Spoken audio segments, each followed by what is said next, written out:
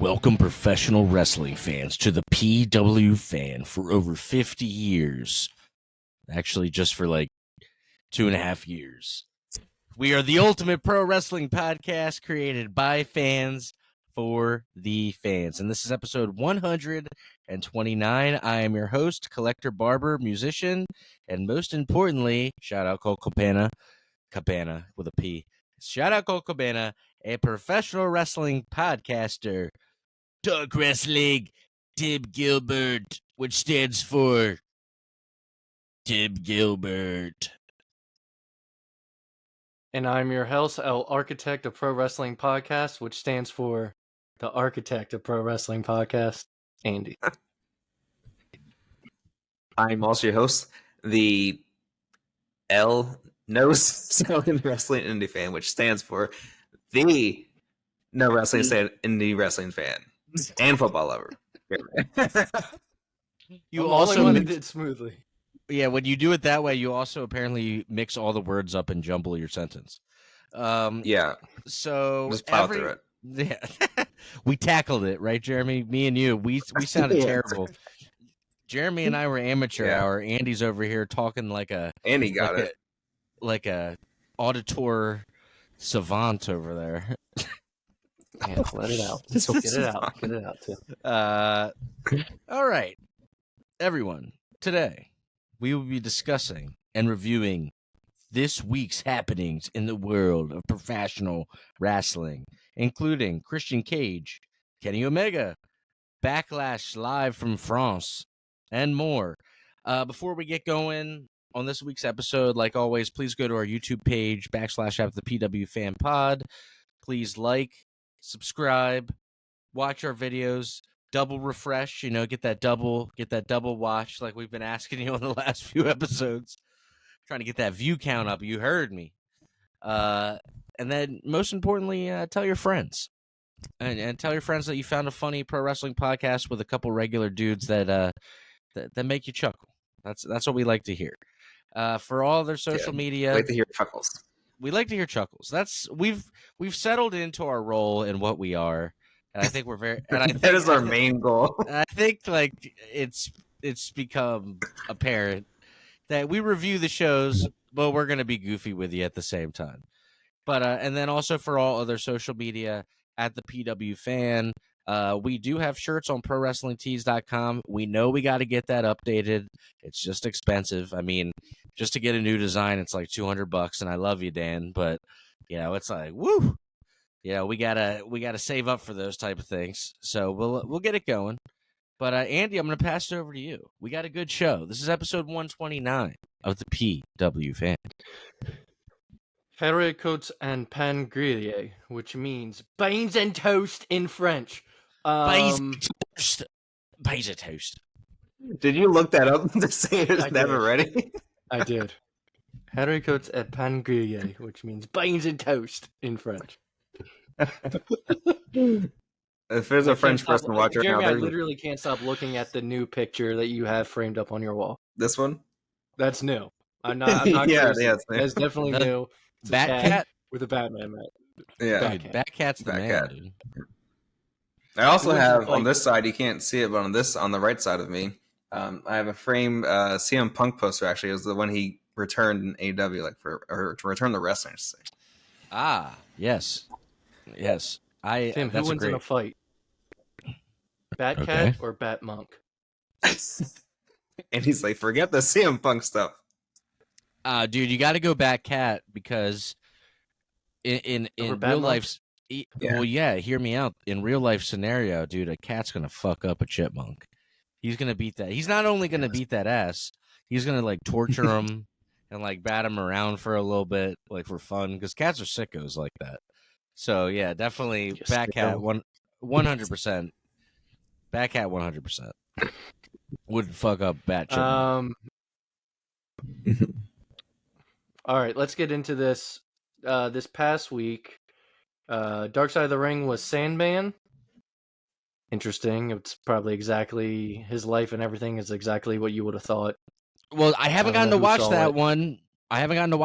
But I'm going to tonight. But I also know like a lot of stories about him. Like people think he's like this like idiot guy because he played like a hardcore wrestler, like, or beer drinking, smoking cig. He dude literally was or just not, himself. That was yeah, him. but also he's like a super smart guy. He like reads like the Wall Street Journal and like that's like his hobbies. Like he's like not what you would expect as like for what he's into,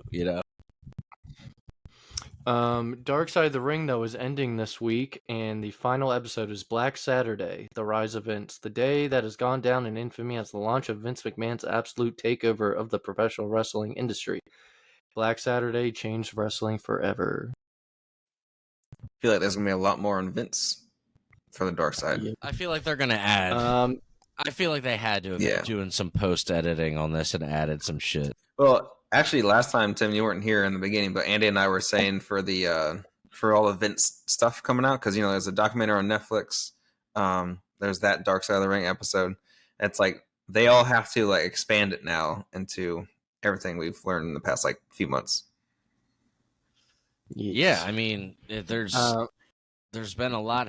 There's been so much that's going on. Maybe they'll do a Dark Side of Dwayne Johnson peeing in bottles. Oh my god! I'm not gonna. We don't have to bleep a bunch this episode. I'm not gonna say a bunch of and things. he's not gonna go on a tirade. We're sorry for our offensive language last episode, and to all of our sponsors, which are none currently. If you're willing to pay for Patreon and let us know, maybe we'll start. If you want to be a sponsor, we promise you Andy will not curse like that ever again. This is true. Ever. This is true. That was a lot of bleeps I had to add in. Jeremy did a lot of posts. I hope one of our buddies, one of our listeners. No, I had somebody tell me. Glenn told me that first of all he wanted to know if Andy was really saying stuff or if we were just bleeping it, and I said, "Oh no, he was really saying it." And then also he said that he was like, some people laugh so hard they cry. He's like, I don't know why. I'm just like one of those people. I laugh so hard I start like sweating really bad. So he said he was like at work, like cracking up so bad that like his coworkers were like, "Are you good?" Like what? And that's all from Andy being bleeped. So Dark Andy came also out. This past week, new episode of Most Wanted Treasures was about Triple H. They were able to get the sledgehammer, or Triple H's prime sledgehammer that he used later on. He said he went through a couple iterations and finally found the right weight. They also were able to get the original red and original black outfit from the Connecticut Blue Blood, Hunter Hearst Helmsley. Wow. And they were also able to get the purple tights from the 1998 SummerSlam ladder match against The Rock, as well as The Rock's tights from that match. They got the full set. That's crazy. Wow. And then also, like, it's not something I would think of or thought of the weight of the sledgehammer and all that. Like they would change it in and out. Yeah, Triple H was, obviously he was in the episode. If they're alive, they're usually in the episode, at least at some point, and that's what he was talking about. It's pretty cool. And then the episode of Rivals, that was cool because I kind of dipped out during the PG era, so it was John Cena versus Batista rivalry. And it talked about how their trajectory was the same. Even though you were there during the duct tape I was match, there, but I wasn't. That you don't remember. Yeah. Andy was mentally not. We've brought this up on the show before. Andy went to Extreme Rules 2010. He saw the whole event live. I didn't want to be there. The main event. I asked. Andy and I were in a weird place. Mostly my fault. But long story short. But I asked him to go to this wrestling show with me. He wasn't really into wrestling at the time. Don't know why. I still to this day did not know why he wanted me there. I just I loved Andy. I was like, maybe this wrestling show will like be the thing that brings us back. What's funny is later on wrestling, definitely did help. But it's just like funny that like you went to this show, you saw the whole thing, you saw Batista get duct taped to the ring by John Cena, and Andy's like, nope, don't remember being there at all. So it was cool though. They talked about how their trajectory, was the same. They both started at OVW, both had gimmicks that failed in the beginning, and then both became champions at the same WrestleMania. And then Batista was on Raw, Cena was on SmackDown, and it was kind of like, who is going to be the face of WWE? But Batista was such an introvert, while Cena was out there like being that kind of, champ to the fans and the world and the kids, and Batista was not. That eventually, at this time, Raw is the A show, so then Batista goes to SmackDown, Cena goes to the flagship show, and then they had a rivalry, and like Batista, was bitter during that time, thinking he should, be the face.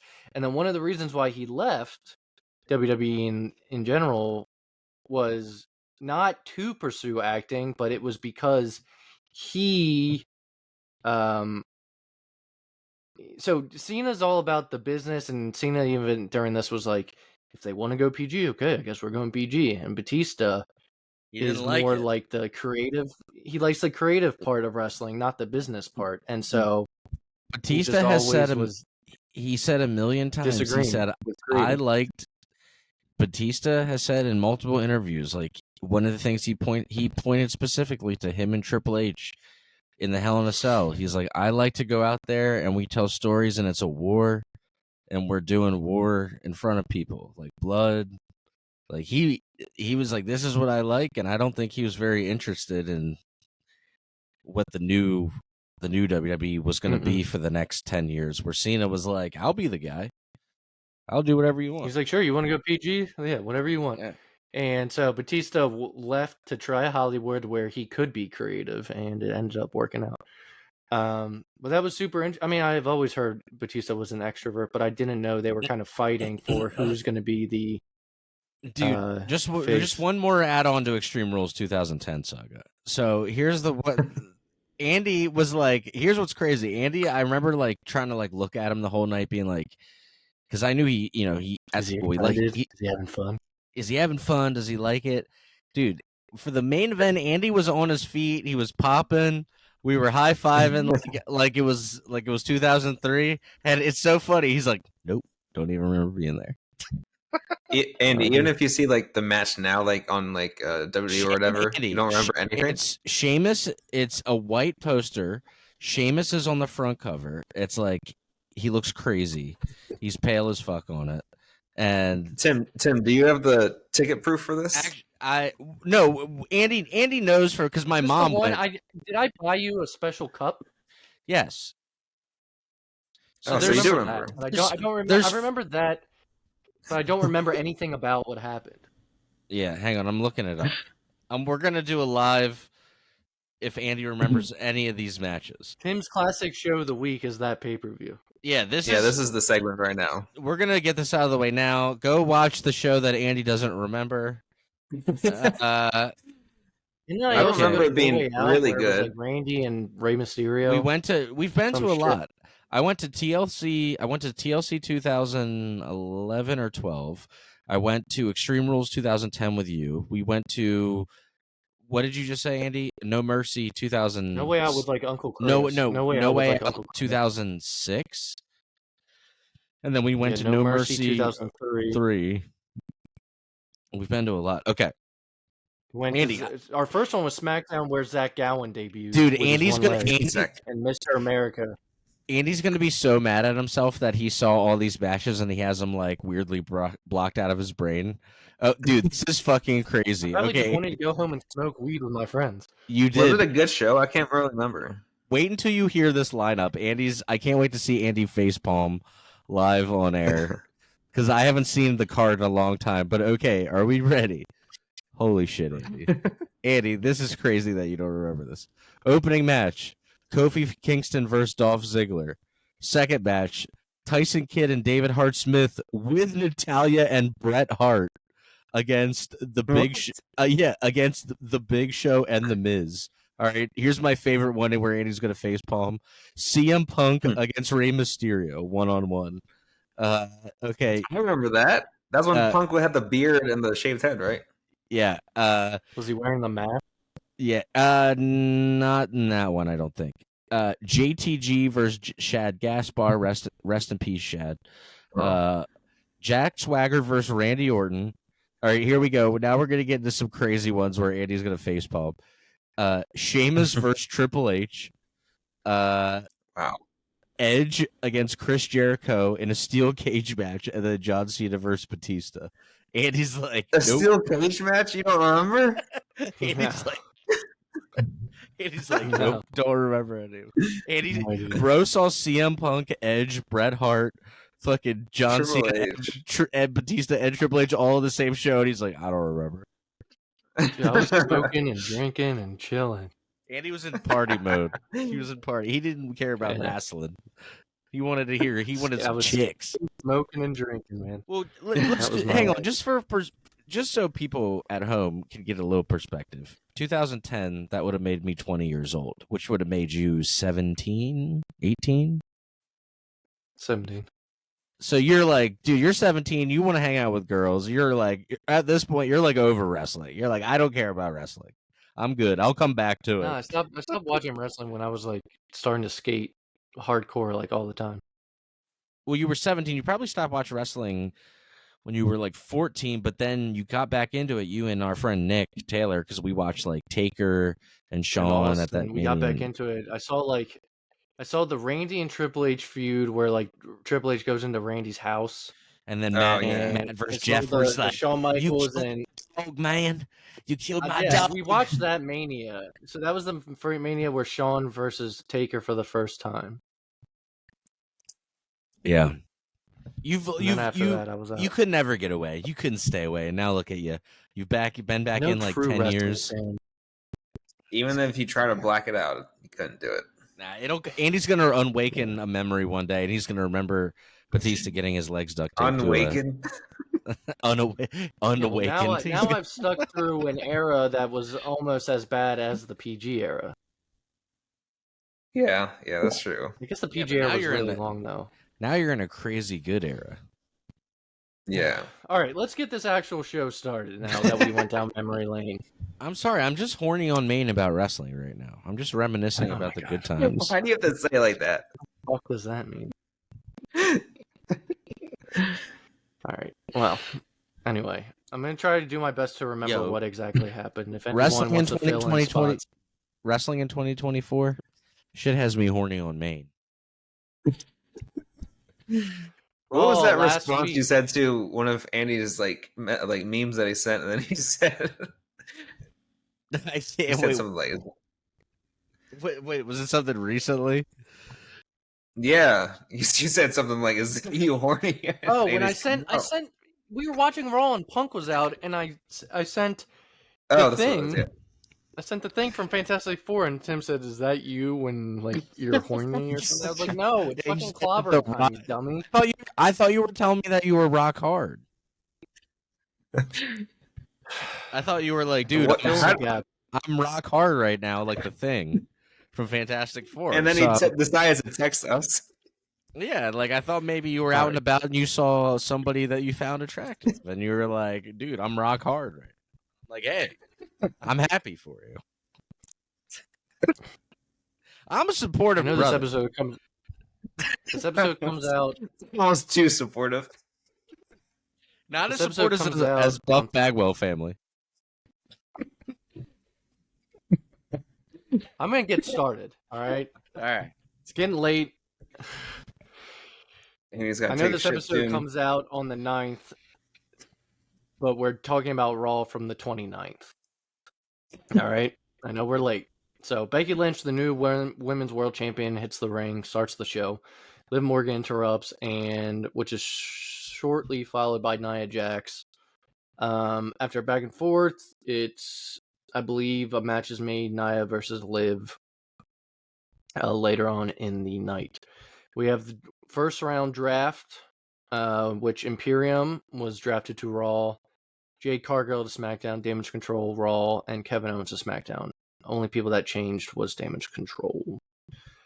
We also had round 2 shortly after, and that was Raw, CM Punk, SmackDown, The Pride, Raw, Braun Strowman, and SmackDown, Tiffany Stratton. Nobody switched shows. Real fun stuff. I'm not finished Logan with Paul, you. We had a Logan Paul and Jey Uso segment where Logan Paul cut a promo on Jey claiming the number one contender does not stand a chance against Damian Priest. By number one contender, I mean Jey Uso. Uso interrupted, which found him on the beatdown end of the Judgment Day. Patrick Mahomes, though, from the Kansas City Chiefs, was in the audience. He gave his Super Bowl rings to Logan Paul, who attempted to take out Jey Uso, but the returning Braun Strowman made the save. So Braun returned last week, and he laid out Balor and JD and chased off Logan Paul. After that, we had a Sami Zayn match, and I believe Sami Zayn against Bronson Reed. While I say that, I just remembered the meme I saw. So we have a guy on Raw named Bronson Reed. We have Braun Strowman, and we have Braun Breaker. Bronson, Braun, and Braun. All on Raw. Well, yeah. One has a silent H. If that helps anybody out there. Chad Gable would interfere in this Intercontinental Championship match. Spanish. It's actually Spanish for a whale's vagina. Michael Cole on commentary during Sami's match would say nothing generic about that, which is a nod towards El Generico. Which is also Spanish for the generic luchador. I love when Andy sells it. SmackDown gets Legado del Fantasma. You want to say something about that Spanish word, Tim? The actual Spanish one, and Tim says nothing to it. Which stands for the Phantasm. Raw gets Drew McIntyre, and Shinsuke Nakamura goes to SmackDown. Drew McIntyre came out during this, and he was frustrated that he got the third-round draft pick. Punk was then showed up in the stands and basically said, "Come get me, you little bitch." He said, "I'm not staying at home, Drew. I'm right here, you little bitch." And so, as Drew went up, Punk would go down, and we would eventually see Punk cut a promo with Drew McIntyre up top. Drew checked out the skyboxes and found the one that Punk was in, but the only thing that he found there was a signed autograph, I believe, from Punk. And Punk cut a promo on him. He said that he could do business quicker than Drew was ever champion. And this was just to continue their feud, which it did continue this past Monday, which we'll talk about next week. That was good. Punk did say during this, he said, "You prayed for me to get injured. I did that to you." And Punk would also say, "I'm not out for revenge. You've given me purpose." Do you think they're going to do Clash at the Castle between those two? Because that'd be crazy. Comment below on if you like CM Punk's tank top look. I'm in. Me and Andy are in. Jeremy's unsure. We need an A/B category. I'm gonna say he looks hard. My boy looks hard out there. I'm in. Swole Punk. Swole Punk is swole.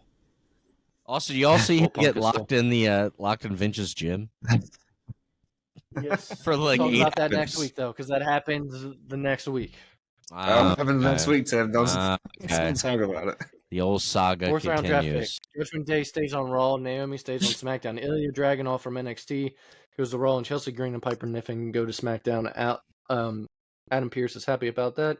Liv Morgan defeats Nia Jax in their match and earns a title shot against Becky Lynch. Fifth round draft picks were introduced by the Dudley Boys. New Day to Raw, Pretty Deadly SmackDown, Lyra Valkyria from NXT got drafted to Raw, and Candice LeRae and India Hartwell to SmackDown. Nothing really big has happened in the draft so far, I think. No. And then round 6, we saw Final Testament to Raw, DIY to SmackDown. Bronson Reed to Raw, and Blair Davenport to SmackDown from NXT. If you don't know who she is, she on the Independents was Bea Priestley, aka used to date Will Ospreay. In case you are a no-selling wrestling indie fan like Jeremy. Yeah. That was I mean this past week was it was whatever. Besides Backlash, at least. Yeah, it wasn't too much since their go-home shows, really. I should say now we will not be back next week. I got a lot going on with school, and I don't want to say I'm going to do next week and then not do it because I have other things to do. Yeah, and he's got to take care. So we will be skipping. Yes. All right, Dynamite. You want to talk about Dynamite? Let's talk about Dynamite. Tony Khan opened up the show via satellite in a neck brace, if I'm not mistaken. Right? Yeah. Still in a neck brace from when he was at the NFL draft as well. Yeah, saying that he had to do it from Jacksonville, right? Yeah, he wasn't cleared to travel by doctors, is what he said. Okay. All right, TK. All right, dude. Even though he can walk perfectly fine and do all the rest of the stuff right now, apparently. But the opening with Tony Khan was cut short by the Young Bucks, who played a new video intro for Dynamite, which continued again this week, by the way, where it only shows Okada, the Bucks, and Jack Perry. Yeah. This is fun for a little bit. If they continue, they need to like kind of keep freshening this up if they're going to do this. By the time it went live, though, Swerve Strickland, as he should, opened up the show, brought up Double or Nothing, and said he doesn't know who he's going to face at the pay-per-view yet. He did talk a little shit about the Bucks, I believe, and the Bucks would appear on screen and said they had an opponent for him. And they teased it by basically saying a lot of the things that you're supposed to think it's Kenny Omega. But we had a returning Christian Cage. Yeah. And came out with the rest of the patriarchy. Christian would end up attacking Swerve without saying a word, and he used the kill switch to drop him onto his championship. Nick Wayne hit Prince Nana with his finisher, and Christian promised to win the world title and give Swerve's daughter a new dad she could be proud of. Didn't he call? He's like, your daughter's gonna be swerveless or whatever. Something. Let me see. He said that, and then something like that. The line you just said too. But yeah, he did. So we're sticking with the father gimmick. Swerve's daughter's gonna get a new dad, according to Christian. Yeah, double. I mean, that should be a good match. I would think. Yeah, I think so. Yeah. Double or Nothing. I was actually kind of like excited when Christian came out because I didn't even think of that. Yeah. About him challenging. Adam Copeland had an open challenge to any member of House of Black, though we weren't sure who it was going to be. Buddy Matthews accepted. He came out alone. But Edge would end up winning. And he took a chair, and he looked like he was about to do a concerto. Lights went black. Malachi appeared. He was like telling Adam to do it, to basically like smash. He's like, you want to like smash Buddy Matthews' head in, but Adam Copeland didn't do it, and he walked away. So it looks like he's gonna kind of go down the list of people from House of Black to face. Yeah, if I'm not mistaken. Well, at least we'll get Malachi and Edge at some point then. Hopefully. I assume that's where it ends. Hopefully at Double or Nothing. Yeah. I did have a gripe. Why the fuck is ex-champion Samoa Joe going one-on-one with Isaiah Cassidy from Private Party? I have no idea. Like, to get a win, I guess. It was just didn't make sense. Orange Cassidy had a segment. This was weird. He was told Chuck Taylor would never be able to wrestle again after following Trent Beretta's attack on him.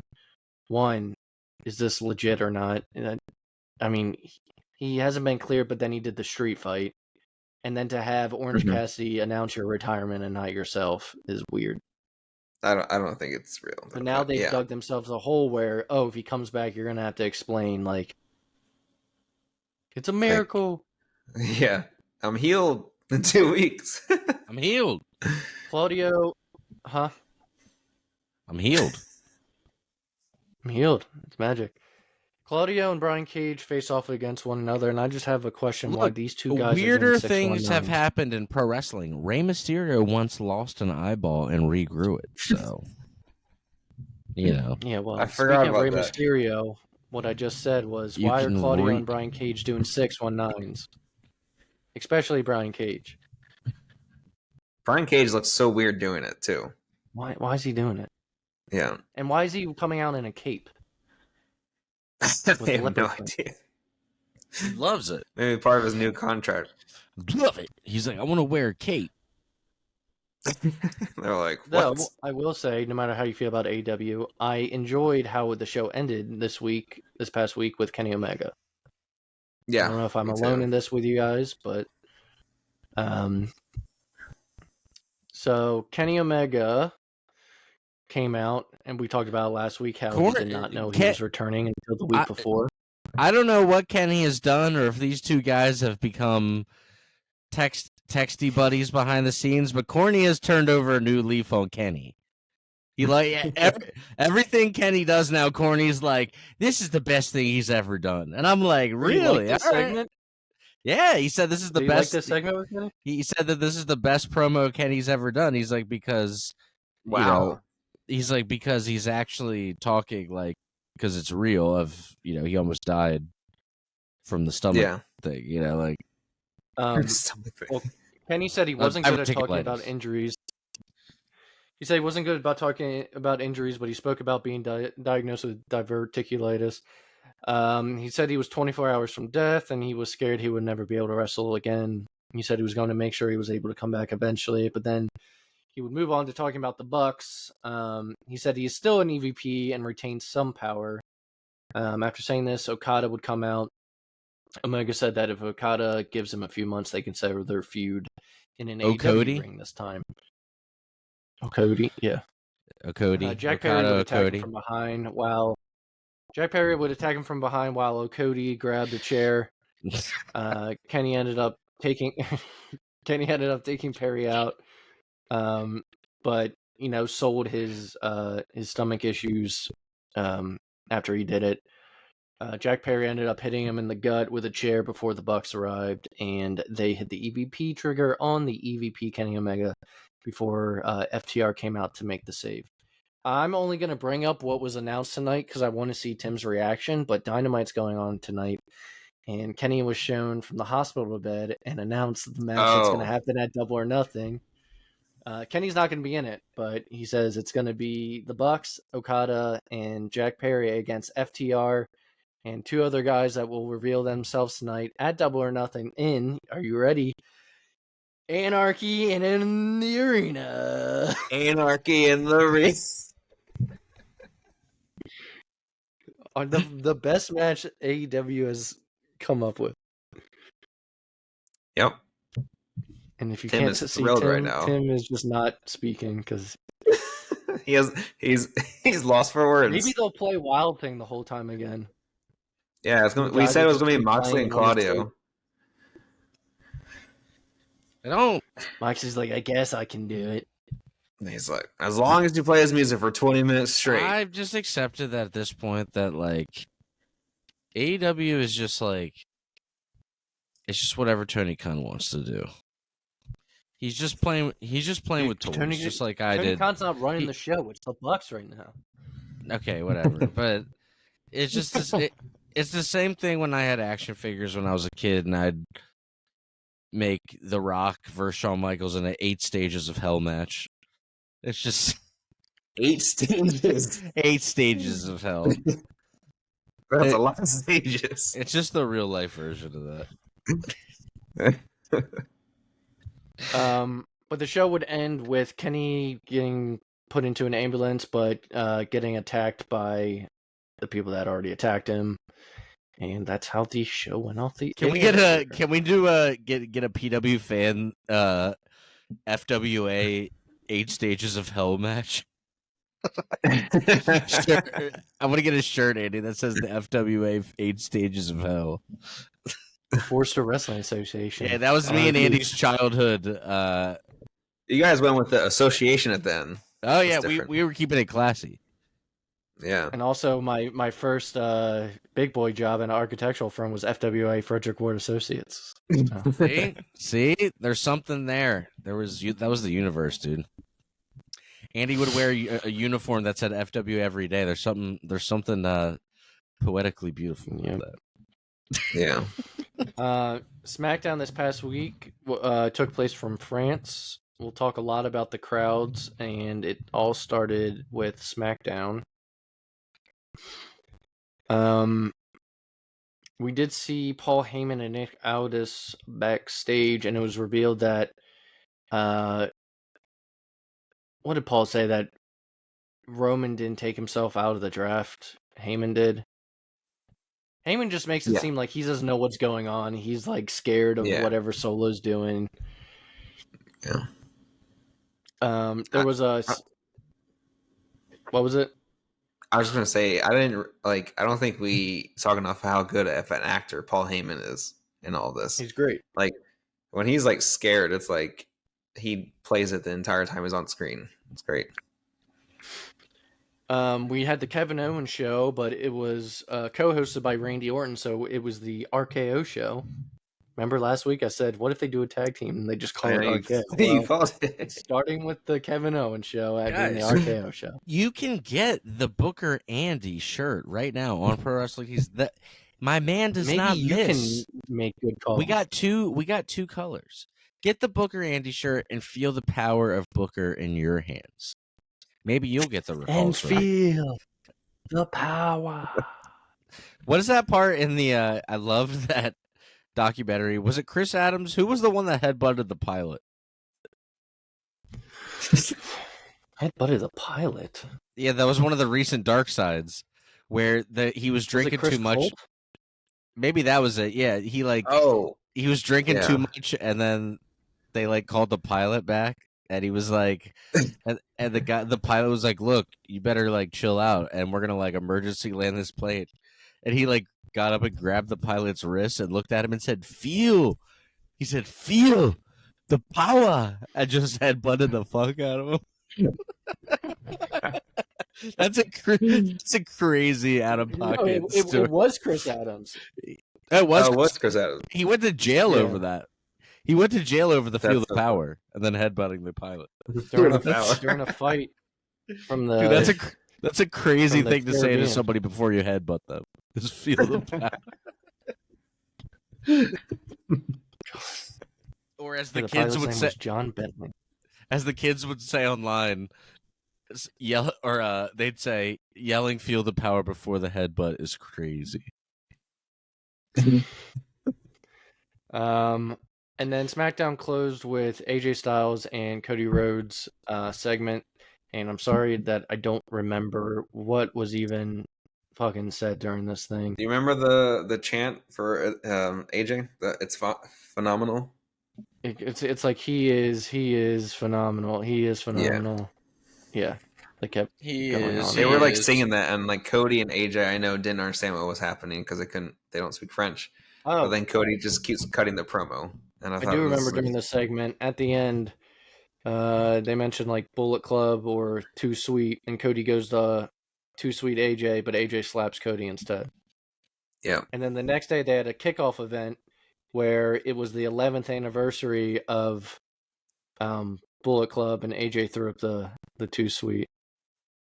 Yeah. And then it happened during their match, I believe. Yeah. But we'll talk. I'm glad they leaned into that. Even though they said former Bullet Club leaders. Finally, they're not acting like.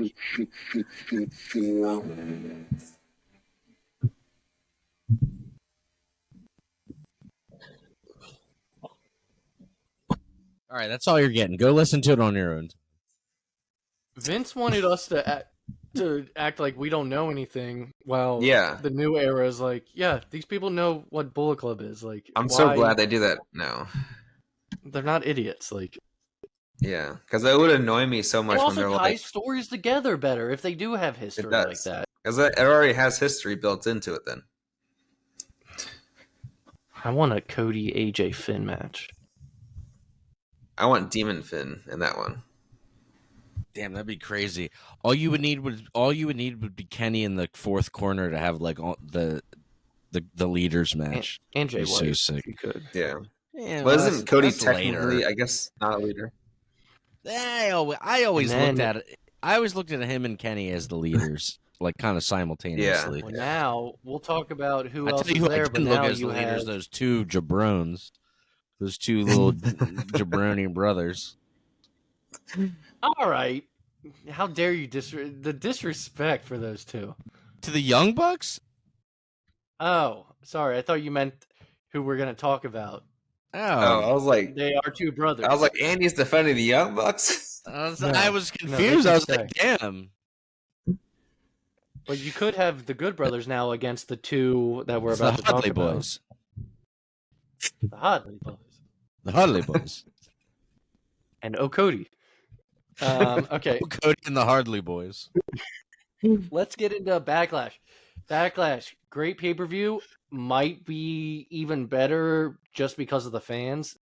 It was probably the best crowd I've ever seen, to be honest. Yeah, I would What are say your guys' it's thoughts on the crowd before we get into it? Crowd like that. Yeah, the crowd made even like some of the matches I didn't look forward to so much better. As Tim said in our chat, they made every small move feel big, even. Yeah. It was like a punch. It'd be like, whoa. It was like a Spartan army going off. Like every time I was like, damn, this is sick. It was awesome. Why can't Americans be like that?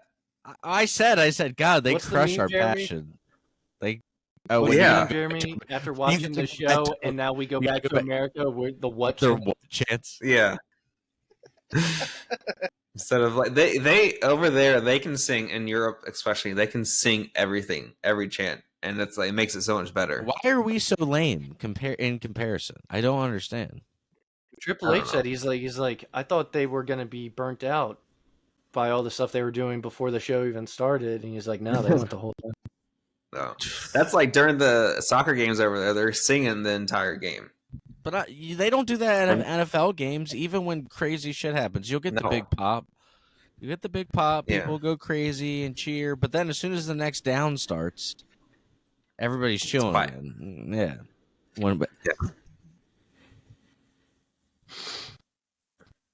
And then in Japan, they just don't react at all. They do like a smattering. They're too polite. They do they'll do like a triple backflip, and they do like a smattering of applause. They're like, smattering of applauses. All right. So the show opened up with what I thought was a very fun match. Kevin Owens and Randy Orton against Tama Tonga and Solo Sikoa. Right away, they kind of start brawling and have to get pulled apart. So Nick Aldis comes out, said, if you don't want to follow the rules, then we're going to do no rules, and it turns into a street fight. Which this match took place like all around the arena. I actually went back and watched it because while I was watching it, I was doing homework, so I rewatched it the next day, and it was super fun. Before I talk about what happened at the end, what are your guys' thoughts on the match? I thought it was a really good opener too, and it was probably out of all the matches on there. Like, yeah, they sang Randy Orton's theme song, which no crowd has ever done. Yeah, they were hyped. Yeah, they were singing Randy's song like it was Judas. Yeah, yeah. But yeah, this is a perfect match. I thought to open up, and also it's nice to see Solo and Tama Tonga also together too for the first time. Can you guys imagine though? I'm just throwing this out there. Not that I'm sorry. Could you imagine WrestleMania in France? Holy fuck, the crowd would be in London. I mean, London would have to be in a football stadium. I mean, London would be sick, but I don't know, man. That French crowd was like something else. Yeah, that was some crazy shit. So them in like a giant or like even bigger arena or stadium would be insane. Yeah, that is true. Like where you're saying this, Andy, was like because it's a football stadium sometimes or like outdoor stadium that it wouldn't be the same because you can't hear them as much as they could in the stadium they were The in, noise or arena they escapes. were I in. think they'd be loud enough to where you could. It would break that. You think? Difference? Cool. Well, you know, Jeremy, you Yeah. watch outdoor soccer games all the time. Well, They let's still talk are about pretty the Apple loud Watches and rowdy. that were going That's off. true, The they Apple are. Watches that were going off in the stadium because of the Oh, noise. the Everyone's Apple decibels. Watches were they were thinking that their speakers or they were listening like headphones, and they're like, you're gonna like destroy your ears. Basically, it's a warning Yeah. for that. And everyone's Apple That's what Watches were happens doing when that. you're like in a club and they're playing music, and then you get the notification. Yes, that's how loud. Yeah, it was like the entire time. During Jay Uso's entrance was probably insane. I mean, Might have been one of the coolest looking ones ever. Yeah, that was wild. was it Jay's or was it AJ's where the fucking camera was shaking from the people? AJ, Yeah, that was wild. because it was that shot straight on and like the camera's vibrating. When they there's only been like a few times in history that's happened. One of them is Stampede, Calgary Stampede with the Hearts, and like, but yeah, if the arena or stadium's so loud that the camera's shaking, that's literally insane. But the finish of the match, we did see interference. I will say it was not who I thought it was going to be based off all the rumors. Very, very, I guess seldom is the word. Does wrestling surprise me? And there was no leaks about this, dude. I didn't see them anywhere. But it was not Jacob Fatu that interfered, but it was Tonga Loa, the other half of Gorillas of Destiny from New Japan Pro Wrestling, and Tama Tonga's brother. Made his debut, though he messed up his debut. There was a shot from the audience of him coming out of the ring to pull the ref out the ring, and he didn't get there in the time, and the ref had to push himself out of the ring like he was getting pulled. The ref did actually a really good job in doing that. Like, he made it look really good. Let me ask you this. How many bottles of pee do you think he had to throw away for The Rock to get that spot? Oh my god. Have you guys been seeing this? Yes. No. Andy has no idea what's going on. Dude, no, Andy, he accidentally like posted this video on his Instagram or social media where like he's like standing up and then he's like, "Oh, whoops. Oh, you saw my piss bottle there. I worked so hard. I just gotta piss. I just can't even take a break." And then all these like reports are coming out that he'll be like pee in the bottle and like make people like go throw it away. Like that's like their job, and they get all like pissed off about I'm sure he having it. does, man. If Rock told me to do it, I'd be like, "Yes, sir. Yes, Mr. Rock." My wife's like, "Oh my god, he's a scumbag." I'm like, I don't know. Maybe I'm just brainwashed. If the Brock was like, "Buddy, I need you to throw this piss away," I'd be like, "Dude, you got it. Whatever you want." To be in his entourage, you're probably getting paid. I'm like, yeah. That's what I'm saying, dude. Piss away. Money talks, Nice dude. warm bottle. I mean, like, dude, I will throw your warm ass steroid piss away. Hell yeah, I got you, You dog. take one sip. How much? What? Your sip. You better stop right there. I'm gonna have Jeremy. You can drink yourselves. You can drink yourselves. yourselves. I'm gonna have Jeremy start bleeping. All right. I'll have Jeremy start bleeping here in a second. Next match. You promised. Shit. So Tama Tonga and Solo Sikoa won because of the interference. Next match was Bayley and defeating Naomi and Tiffany Stratton. All three ladies looked great. Crowd was really hyped. They do love that classic Bayley chant. Yeah. I shouldn't even say crowd was really hyped. Crowd was really hyped because they were the entire show, so it doesn't really. I'm just gonna keep saying it over and over if I don't just stop. Thoughts on this match? Did you think every woman shine? Does everyone love Tiffany Stratton still? Yeah, I thought it was still really good. Yeah. Naomi, I really like as more of a wrestler now than I did ever before. I think. Oh, she's way better now. Yeah. After her TNA stint. Yeah. For sure. I enjoyed it. After that, we had Damian Priest defeating Jey Uso And Finn and JD would attack Jey Uso afterwards, but Damian Priest would stop him, stop them from attacking him, saying that he was good. Thoughts on this match? I believe he won with a super South of Heaven from the top rope. Super. Is the choke slam South of Heaven, or is the Razor's Edge to the South of Heaven? I think it's the choke slam. Yeah. Is that a Zayo reference? Okay. Or hang on, whose finishing move is that? Damian Priest. Could be. That might be a bisexual Undertaker. South of Heaven. That might be a Devil Wears Prada reference. Hang on, I'm gonna look that up. You think? No, that's Damian something Priest? Of the South. South of Heaven. Oh no, South of Heaven's by. Dude, there's so many metalheads that are giving me the finger right now. They're like, this fucking guy. Like, he's in a band and he said that. Yeah. Dude, they're so. Dude, it's Slayer. That makes more sense. It's definitely probably a Slayer reference. I think it's Devil Wears Prada or Zayo. I was like, what are you talking about? Christian metalcore bands, they're like, dude, all these metalcore heads, or these not metalcore, all these metalheads are like, dude, this guy.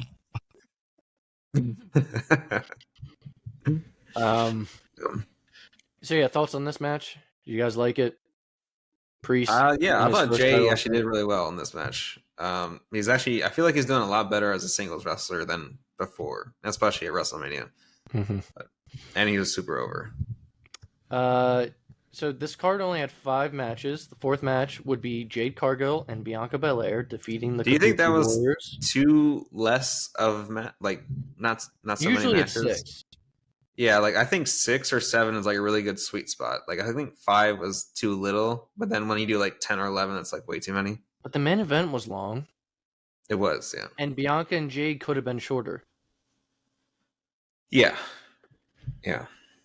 But Bianca and Jade, how'd you think Jade did as a tag? First of all, aesthetically, I thought they looked great. As a team, yeah, they look great. They had a really cool. I think they were the outfits. They were both jacked. I don't know. I think. Look, they both need to be jacked. To be honest, they need to be singles wrestlers. But if you're gonna team them up, they looked really good. Well, Bianca has been a singles wrestler for so long, and Jade probably could use this as a start. There was one weird spot.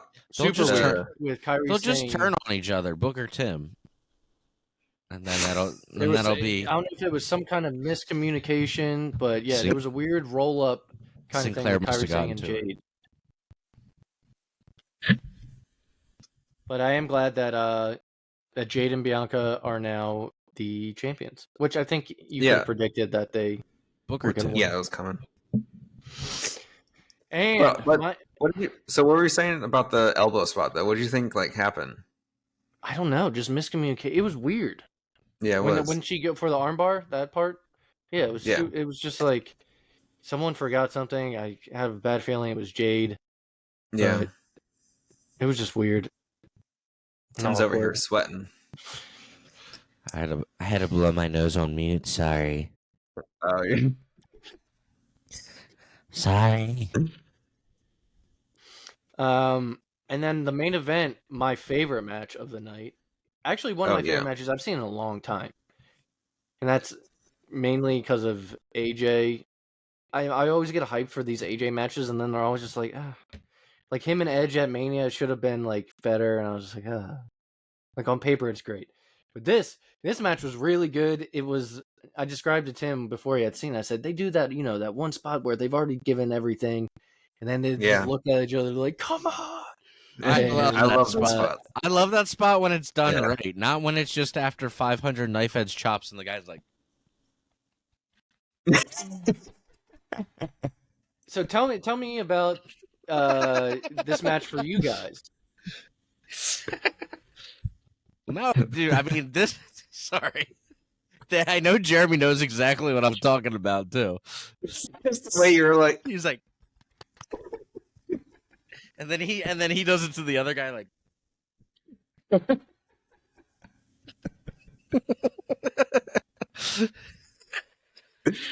Go on. I'm waiting for you to answer.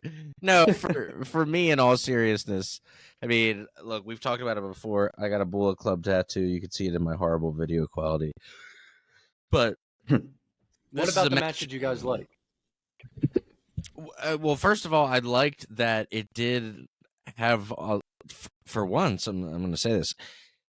I think that they kind of played into the fact that they were both leaders in like a Japanese faction, and I felt like the style was very physical, and it almost represented almost more of a New Japan style match mixed with a WWE match. Like it felt like a hybrid, which I really liked because it had a big fight feel during it. But then also Cody does a lot of like, he does like his like WWE.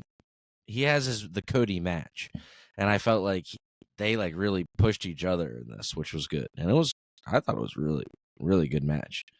I thought they had good chemistry too. I'd like to see a second one. Oh, really good. Well, that brings me to the press conference. Cody said this felt like one of those ones that he would like to run back down the road. He said, I think there's more we can get out of this. But he said he did have LA Knight as one of the people he thinks he could have a good program with. Oh, yeah, definitely. But also for this match, I feel like it was like, I don't know, I felt like AJ had to like, I don't know, not like prove people, but like he could still go because everyone was like saying like he's older now and like they haven't seen too much from him because mainly he's been injured. But I thought this was like his first match since injury to like show people he still got it. Yeah, Andy was saying that too. Andy was like, he still got it, and I was like, dude. I mean, I never doubted it, but even at his big size, his big muscular size, that he's carrying himself at, he's still killing it. Yeah. Now, someone caught this, and I don't know if it's coincidence or if it was calculated, but AJ Styles was wearing purple and black, right? Against Cody. And then against Dusty, he wore purple. Yeah, yeah.